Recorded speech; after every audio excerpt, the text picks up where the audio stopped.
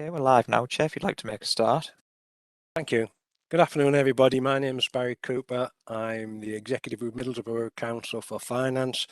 It's 2 p.m. on the 15th of November 2021. Welcome to the Teesside Pension Board meeting. We're going to start with attendance. Has that been noted? There are no apologies, thanks, Chair. Thank you. Declarations of interest? Yes, I'll declare a non-pecuniary interest if I can say it. And I also have a Teesside pension, which I'll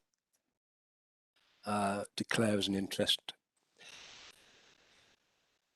Thanks, Chair. Can we move on to item 3, Teesside Pension Board, 19th of July 2021. Take it we've all had a read through this, and I'm just wondering if there are any matters arising from it. There's just one thing I want to mention, Chair. Go ahead, Nick. Yeah, it's the report about board membership. It said I would come back to the board to tell them what's happening with that. We've got a couple of vacancies on the board at the moment. One of them is for an employer, other employers representative. So we're still talking to the other employers about getting someone on from them. We've managed to get fill that particular vacancy on the committee, but not yet on the board. And the other one's for a pensioner. And XPS sent a newsletter out a month or so ago, which has asked for volunteers to put themselves forward to be a pension representative. Closing date for that is the 30th of November. We've already had a bit of interest, so that's good. So we'll continue with that recruitment process and hopefully have someone in place for the next board meeting. Thank you, Nick. Does anybody else have any items to raise? If not, I have one. 21.5 on page 4. Chair required to select a deputy chair from scheme members, board reps at the next meeting. Does that mean this meeting or the meeting after this? Well, thank you, Chair. We'll take that. I had a discussion with Susan about this prior to this meeting, and we're going to take that to the next meeting. We're going to select from the scheme member rep the deputy, if that's okay, because at that point we will have the full complement to choose from, and I'll be able to bring a paper explaining a bit more about the process. That's excellent. Thank you. That clears that up. Do we just note this these minutes, Nick, or do we agree them as correct? Just true reflection, yeah. Just note them, yeah. Okay. Item 4, the Teesside Pension Fund on committee, not the board, committee on the 23rd of June 21. Again, they've all been here for everyone to read. If anyone has any comments on to make about those. No? Everyone's happy with that? Okay. Now we'll move on to item 5, Teesside Pension Fund Committee, 8th of October 21. And I believe, Nick, are you presenting this? Yes, I'm just going to give the board a verbal update of what was discussed, a quick summary of what was discussed at the committee, the last committee meeting in October. It was the usual information was presented about the investments, and that showed that the total value of the investments at the 30th of June this year was 4.7 billion, which was a bit of an increase from the 4.55 billion at the end of the previous quarter. So that was all going in the right direction. And I'm pleased to say that that figure's increased since then as well. Although I haven't looked at the stock market today, so unless Wendy tells me otherwise, things are still progressing in the right direction. And also wanted to say the report on the investments also mentioned that the transfer of passive funds from State Street to Border to Coast was now complete. So we'd always planned to move some of our passively invested shares from State Street to Border to Coast, and that was complete at the end of May, and that was a transfer overall of 1.3 billion. So what that means is that presently we've got about 60%, or more than 60% of our assets are currently invested through Border to Coast, with almost all of our, well, the vast majority of our equity invested with them. And there was also an update on the local investments, because the committee had asked for a sort of regular update on local investments. So we've still got the 3 local investments, which are the GB Bank, where we initially agreed to invest 20 million. That's been called in full, and there's a further investment will be on the way, subject to the bank meeting certain criteria. And just to give you a further update on that, the company has reached the first step of authorization, so it can actually call itself a bank now. So that happened a few weeks ago, and the expectation is within 9 months it will be fully authorized by the banking regulator, which is good news. Another of our local investments is the Ethical Housing Company. We had the pension fund had committed to give them £5 million to invest, but so far they've only called £361,000 out of that 5 million. And that's still the position. We're waiting for them to call down some more money. The position with the Ethical Housing Company is they're telling us that partly the delay, if you like, or the slowdown in investment is partly to do with the unexpected increase in property prices recently. And they're waiting until those prices, the market perhaps settles down a little bit before making any substantial investments. There's also the Waste Not company that we're investing in, the waste palletisation company that's based on the dockside in Middlesbrough.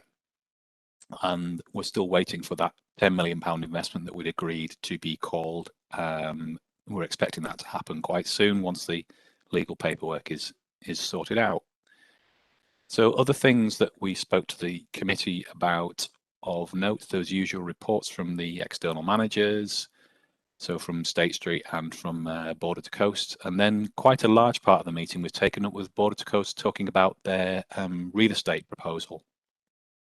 So this is where the board members will be aware that the pension committee, that the fund has got a direct property portfolio. So we've got 29 properties that are owned by the fund that we get rent from, and we get obviously any benefit from any growth in the asset value as well. And that's currently that's something we've had for a number of years, a direct property portfolio. Border to Coast is interested in pooling property portfolios from amongst us and the other funds in the pool that have got direct property. So they came along to the committee to explain what their pooling proposal is, and also to give the information about their other property proposition, which is a global investment. And there's obviously a lot of work to do and decisions to be made about whether we participate in that pooling. And obviously the committee will be involved in making the final decision on that. But it's much more likely that we will invest in, at least we will invest in the global proposition. We don't currently have much global property, and doing it through Border to Coast will be a more straightforward, a straightforward option for us to take when that proposition is fully available. So as I say, there's quite a lot of discussion and debate at the committee about that proposition. We also had reports from the investment advisors, as we usually do, and from CBRE, our property advisor. Then there was a report from internal audit, looking at the audit they've done, carried out a couple of audits on the pension fund, and there weren't any significant actions to report from those. And then before we talked about, we had scheduled to talk to the committee about the risk register, but unfortunately at that point in the proceedings, the meeting became inquorate and it was brought to a fairly abrupt end. So that was the update from the committee. Thank you. I believe the next item is also yours, Nick. Yep, just bear with me 2 seconds, Chair.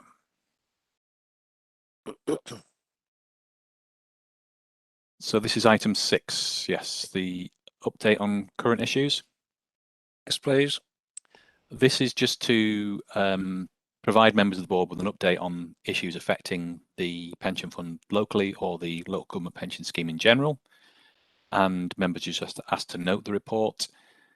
The first part of it, from section 4, is talking about the cost management process in the local government scheme. Now, to give board a bit of background on this, when the local government pension scheme was changed from being a final salary scheme to being a career average scheme back in 2014, this was just part of a process that involved all of the public sector schemes were amended and changed, and from being sort of final salary related to being career average related.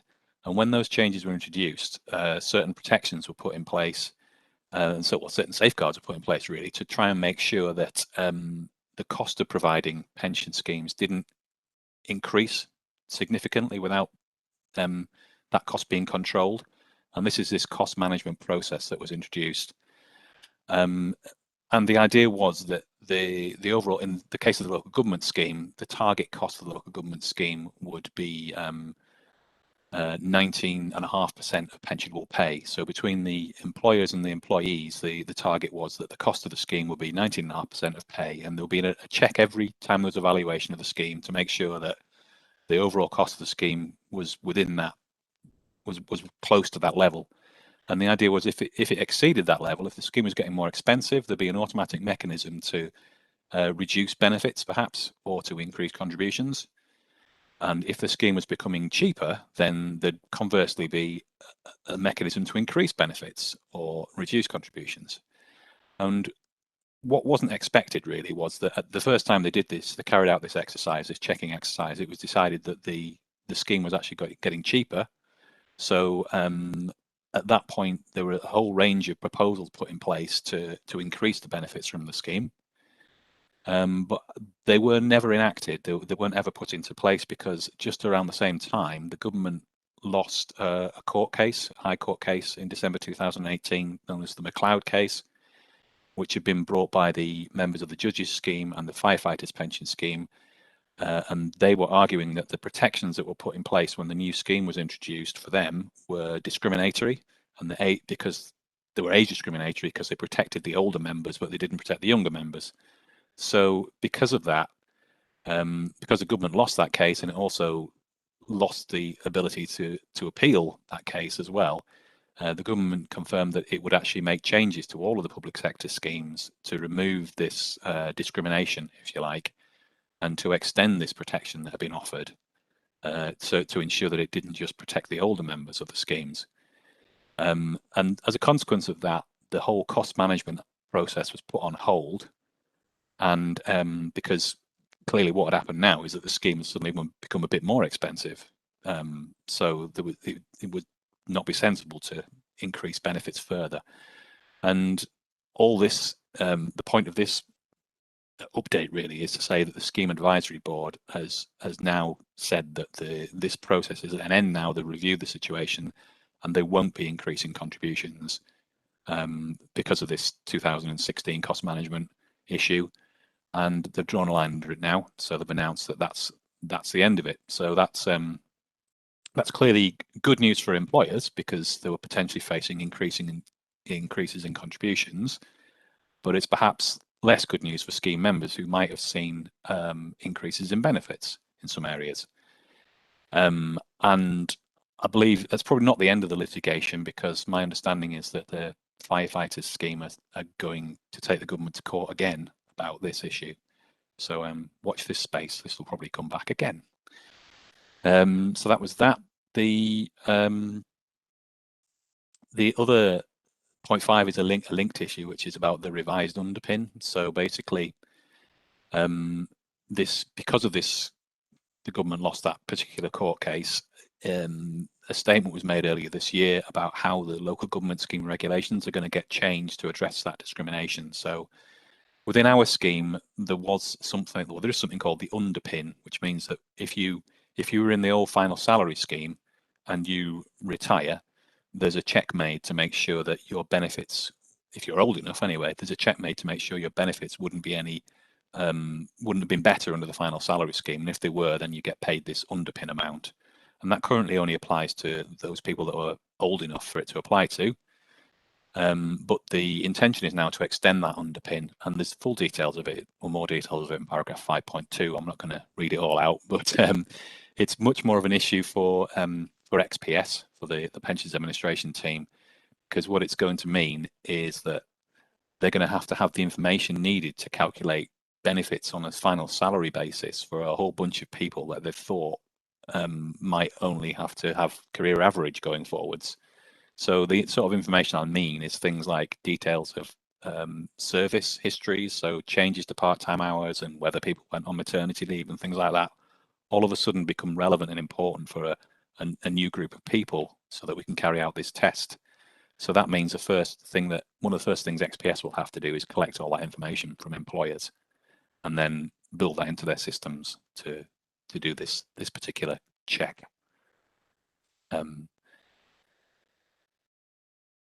The last thing on this this particular update is about climate change regulations. So we're expecting any minute now. In fact, we kind of expected it to have happened around about the same time as the COP26 meeting in Glasgow is what we were expecting. We're expecting some regulations to be, or some consultation to be issued that will require local government pension scheme funds to report on climate change risk, particularly in relation to our investments. Now, the government's already legislated on this for private sector schemes, with larger schemes, larger private sector schemes expected to report on those areas sooner than smaller ones, but we're expecting the whole LGPS, we expected to report on it at the same time, and that's going to take effect, we think, from April next year, from the financial year starting from April next year. So we don't know the detail of this yet, but we thoroughly expect it to be very similar to what they've done with private sector pension schemes, and it's going to be based in part on recommendations from the Task Force on Climate-Related Disclosures, or TCFD. It's a bit of jargon that you'll be hearing more of in future. There's more information when it's available will be presented to the board. In the meantime, I've got an appendix containing information on assessing and reporting on climate change risk for trustees. It gives a useful indication of the sort of issues the local government pension scheme is going to be likely to ask to consider.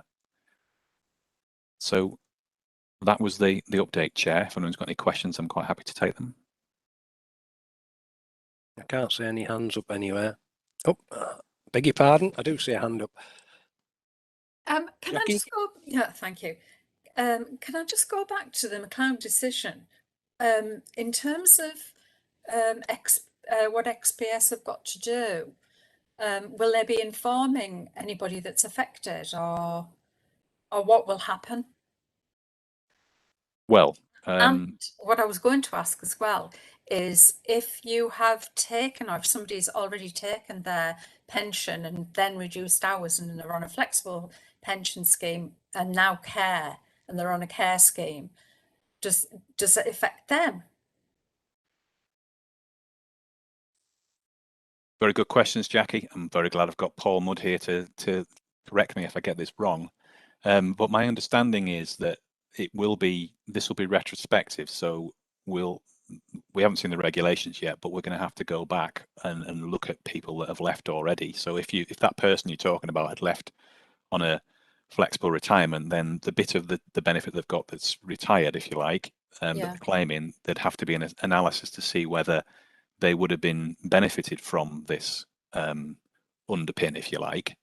Now, what we expect is, just as a sort of bit of background, I guess, what we expect is that this won't benefit that many people, because the nature of the career average scheme is that it builds up benefits at a 49th, like an accrual rate of a 49th, instead of an accrual rate of a 60th as the scheme was before then. So it's a better accrual rate, so you build up benefits faster. But it might benefit people where they've had significant pay rises, got a lot of final salary linked membership, and they've had significant pay rises. But obviously, we're not expecting individuals to make this assessment, and it won't be up to individuals to decide whether they're better or worse off. It'll be up to the administrator, if you like, to do that check and carry out that check. Is that right, Paul? Yeah, very well put, Nick. Thanks. Yeah, no one will be left out. No one will lose or not be informed by XPS of the revised entitlements, as the case may be. Yeah, we popped something very briefly into the newsletter, which which framed this McLeod business, and we did say within that we'll be in touch as and when we can. It might take some time because of the nature of the legislation, But yeah, nothing for members to do at all. And we'll be in touch as soon as we are in a position to.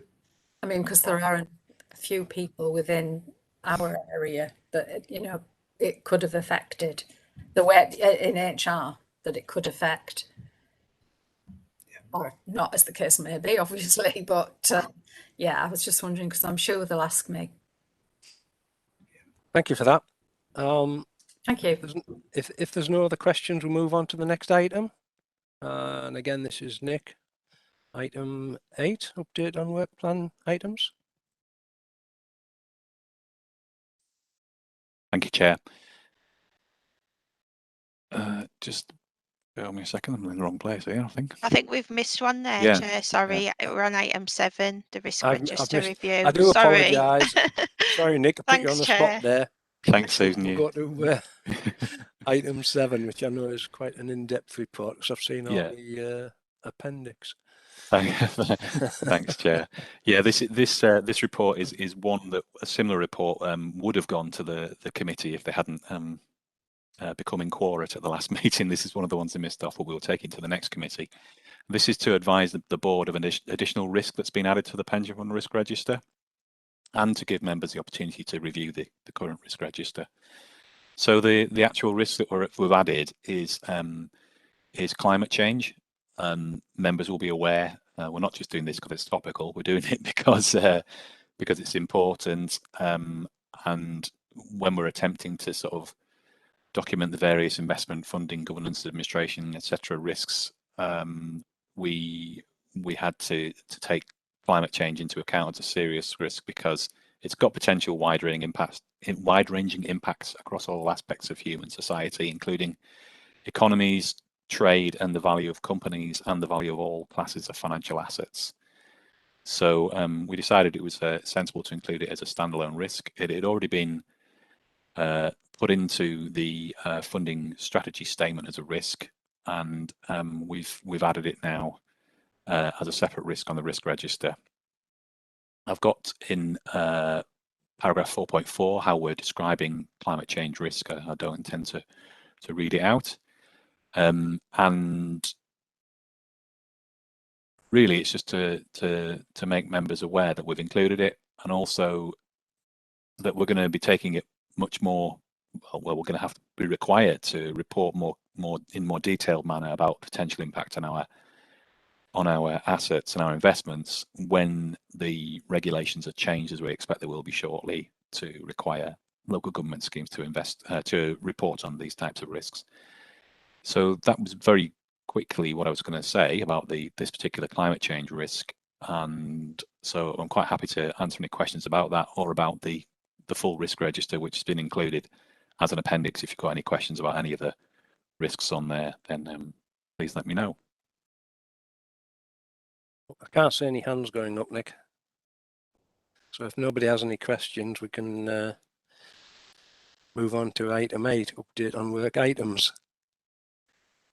Thank you, Chair. This is the sort of standard item that we've had on for the agenda for a number of meetings now, based on the updated work plan. So we had a work plan agreed a couple of years ago, and we got it updated at the last meeting, looking at the areas of work that the board's going to consider in subsequent meetings. And typically these are areas that we've identified by looking at what the pensions regulator and the scheme advisory board has flagged up as important for local pension boards to consider. And the couple of items that were on our list, one of them was pension boards conflict of interest. Now we've already there's been a couple of declarations of interest. It's quite different to a conflict of interest, but there's a definition of or information about conflict of interest in paragraph 5.1. And as a matter of course, we do ask members when they join the board to give information about the types of any potential conflicts they might have. It's in practice, as I say in paragraph 5.2, conflicts are unlikely to occur. We haven't I haven't come across any significant conflicts of interest while I've been involved with the board, but it's obviously important to be aware of the possibility of conflict, and if in doubt, to declare and discuss any potential conflict in advance of the meeting. So that's the conflict of interest issue. Another issue that it's on the timetable, the board plan, is board and committee training. And I've set out in Appendix B what the Pension Fund Committee agreed in its March meeting about the sort of training programme to follow. And there's some areas of the plan, it's a mixed report really, some areas of the plan have been covered. So we've already talked about with the committee, certainly environmental, social and governance issues and how they interact with investment objectives. We've done that through a presentation to the Pension Fund Committee from colleagues at Border to Coast. And also, as at least a couple of people on the board will know, the theme of Border to Coast's annual conference this year was responsible investment. So that was also by way of training, if you like, if you were lucky enough to get to that meeting or that conference. We've also spoken about the issue of McLeod and its potential impact through current issues, agenda items. Other items that are on our training list haven't been addressed yet. In particular, I'm conscious that we talked about pensions administration, and we can certainly pick this up, and I can work with colleagues in XPS administration to give the board and the committee some training on pension administration. Thank you for that. Anybody want to make any comments? No? Okay. The next item is presented by XPS. That's item number 9, administration report. Thank you, Is Chair. that you, Paul? Okay, Paul. thank you. I'll take you through the standard report as presented. I think a lot of the detail within the first few pages is a legacy and are items that have been reported on before. The last item, which is about the scheme return, was just a quick one to say that has been submitted on behalf of the pension fund. So that was due into the pensions regulator via the exchange website with a deadline of the 10th of November, so last week. So that was sent off, and that's a statutory return that each public sector pension scheme needs to submit to the regulator. So that was a piece of work that was done. Moving down to the membership movement, we can see again, consistent with last quarter's report, that there's increases in actives, deferreds, and the pensioner members as well, so that the numbers of people receiving or paying into the fund continues to grow, which is really good. We provided the member self-service stats again in the usual format. It's still quite low in terms of uptake. So we've got 11.9% of the active membership registered for online services. I know we've spoke at most of the meetings in the past about initiatives to increase this number and the benefits to everyone from the employer, the member, and XPS of having as many eyes on the member self-serve aspect as possible, and the different ways in which we can encourage this. We do always reference it in the newsletters that we send out. So in the newsletters that went to active and pensioner members last month or early this month, we encourage, as we always do, people to go online. We're looking at and have just completed a short animation, so it's a 30-second clip. And it's another angle that we're hoping to try and encourage scheme members to register online. So we're just pushing it through the approval process within the business. But this is something that we would look to send out to each employer and ask them to forward on to their active members of the scheme and non-active members, really, to encourage take-up of the scheme. So it's only a short 30-second clip, but it very succinctly talks about member self-service, the benefits of being online, in that you can do your own estimates of benefits as an active member. And then for deferred members, we'd look to push something onto the website which would show them different benefits for them, different aspects of being a deferred member that they could see. And then for pensioners, we could put something online as well, which will explain, using this type of video, different aspects of P60s, pension increase, and other items that may be appropriate to the pensioner demographic. So using the more modern communication tools and also video and animation, we're hoping that we can see some uplifts in this area. We've spoken before as well about a potential mail drop to scheme members. We've been working on a way, and this has been trialled now 3 times with other clients, and it's been really successful. But this is where we send anyone who isn't online a letter in the post with a URL, so a website address, and a unique activation key. And the scheme member, whether they're active, deferred, or pensioner, would be very, very quickly able to get online using that activation key and information specific to them, so date of birth, NI number, and set some security questions. So the intention is always to try and get people online, but not to mandate online membership. I know, Jackie, this was something that you mentioned before. And it always is mentioned. It's a consideration that we always take, because we don't want to purely push members online. We will always be here face to face if people want to come and see us. We're always on the end of the telephone, email, and the more traditional means, letter, even fax. But for those who do want online options, we're looking to make that service as good as it can possibly be, but also encourage as many people who may want to use it to use it. So we'll continue on with that work. Can I just sorry, Paul, sorry to interrupt you, but what I was going to say is that Middlesbrough Council introduced a self-serve online payroll port system, and everybody's taken to that and used it. So, you know, but that was mandatory. You had to use it, because otherwise you couldn't get on and book your holidays or whatever.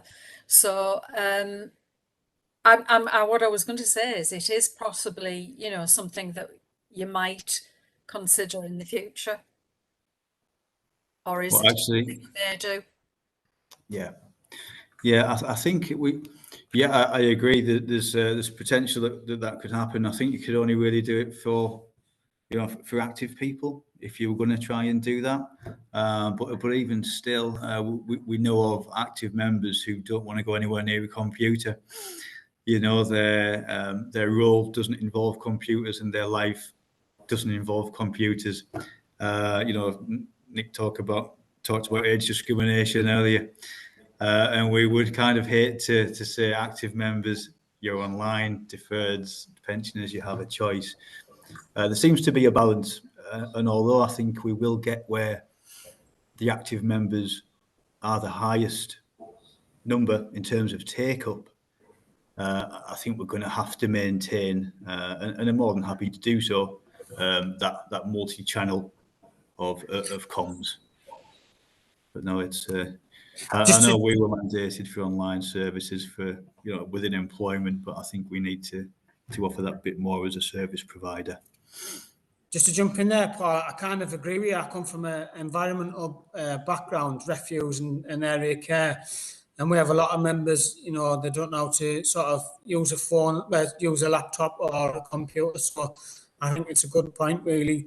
And maybe if we get, I mean, we have, there has been a sort of large amount of staff leave recently, and we've got new staff coming in. I wonder whether we could get some sort of leaflet drafted up about the scheme, and I could hand them out to new members coming through. Yeah, thanks for that, Paul. Yeah, definitely. We've recently been creating some flyers with QR codes. Have you seen the QR codes that you scan with your mobile phone? Yeah. So and that, the idea behind that is, someone sees the poster you know, in the canteen or on the office wall, you can scan the QR code if you want to, using your phone, and that takes you directly into the member self-serve log-on area to sign up for online services. Or the URL, the website address is there where you can go on www. and tap in the usual thing, you know. So yeah, more than happy to do that. There was also just another point. There was a lot of scheme members who were asking because how do they? There was something attached to the pension. Jackie probably knows more than I do on this, where they could pay like a top up. How do the and it increases for when they retire, how much they're going to get in the pot. How do they go about doing that? And is there any information that I could again pass on to members? It's AVCs, isn't it? AVCs. Yeah. So the fund's commissioned the Prudential as its AVC provider. I know within the annual benefit statements, there was a leaflet from AVC Wise, and this is the salary sacrifice partner that the council and other employers within the fund are using. So I think that generated quite a bit of interest. But yeah, if you want to have a look on the website, we've got the Prudential there. Alternatively, and I think the option's probably there, Jackie, to speak to someone within HR, is it? We've About actually how got, salary sacrifice works. yeah, yes, you can speak to somebody, but if you go onto the bulletin board on a Friday, there's usually something on there as well that tells you, tells you how to access it. Thanks. Okay, thank you. Very good AVCs. Everyone should have them. Sorry, I think they're really good, but there you go. It's a tax efficient way of saving, isn't it? And yeah, increasing benefits on retirement. You meant to say at this point, I am not authorised to give financial advice. I am not authorised. I did actually say in my opinion, which I thought qualified it. Are you about finished, Paul, or have you got a bit more? Just a little bit more, if that's okay, Chair. Carry on. Thank you. Please. So looking at complaints, no official complaints for the quarter. We do have 2 cases that are going through the internal dispute resolution process. One relates to a member receiving benefits based on redundancy. So they received the benefits, but then the employer told us that they'd got that wrong. And that it wasn't redundancy, it was a simple termination of contract. So we're in discussions with the scheme member and the employer as to how they remedy that. And there was another member who hadn't received their inflationary increases, so the pension increase that is applied every April. They'd not received them, so that has now been remedied, and they've had their arrears plus interest. We've got the common data scoring. That's pretty static as from last quarter. So showing a common data score of 95.88%. So we do work with employers to try and improve that score where we can. Conditional data, as we've said before, we've only got 7 of the 22 Scheme Advisory Board recommended tests built within XPS at the moment. I'm informed by Graham, who you're used to seeing on this board meeting, that we're just about to take delivery of a new tool from our software provider, which allows us very, very quickly to look at the conditional data score on a daily basis if we want to, and then we can improve the data and target data accuracy and remedy much better. So that's on the way in the not too distant future.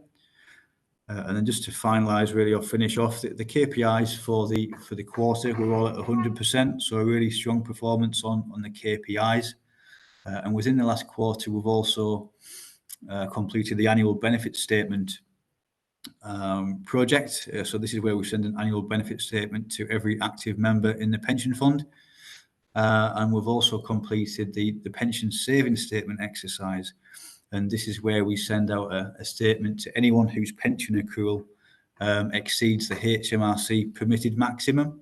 and sometimes if they have breached the permitted max, they have to pay a charge, a tax charge, and they can do this through the scheme, through something called Scheme Pays, and this is where they would levy a debit on their final pension payment. So when the pension comes into payment, we'd reduce it by whatever the Scheme Pays debt is. So these are two big projects that we do on an annual basis. They do generate a fair bit of work, both in terms of interest, telephone calls and emails, but it also allows us to do some data cleansing of the fund. There was 23,500 active members who were due an annual benefit statement, and there were just over 1,500 people, just 6.5%, who didn't get a statement. So we're working with the employee liaison team and employers to get the information required to send them a statement, and they'll be going online with communications going out to the employer to let them know that this is the case. And for pension saving statements, there were just under 100 statements produced. So I think that's probably the highest amount of pension saving statements that were issued for the Teesside Pension Fund. So there'll be some associated works that go right up to the 31st of January to help scheme members along that process of what they need to do next. And unless there are any questions, I think that's probably the end of my report, Chair. Thank you, Paul. Just one question. The reports that you sent out, those are by request only, so all the members don't get the paperwork sent, they just check it online. Yeah, yeah, okay. The reports, sorry, for annual benefit statements. Yeah. They're paper statements that go to home address. But only on request, do you not send them to everybody all the time? No, we send them to home address as a matter of course, but we put them online as well. All right, okay. Yeah. Yeah, thank you. Anybody else got any questions? No. Well, I think that report was for noting, so we note that. Thank you, Paul. That was very interesting. And we only have one other item on that, and this is any other urgent business. Has anybody got anything urgent that they wish to raise? No. In that case, it only leaves me to thank you all for your attendance, and we can bring the meeting to a close. Thank you very much, people. Thank you. Thank you, Chair. Thanks, Chair. Goodbye, everybody.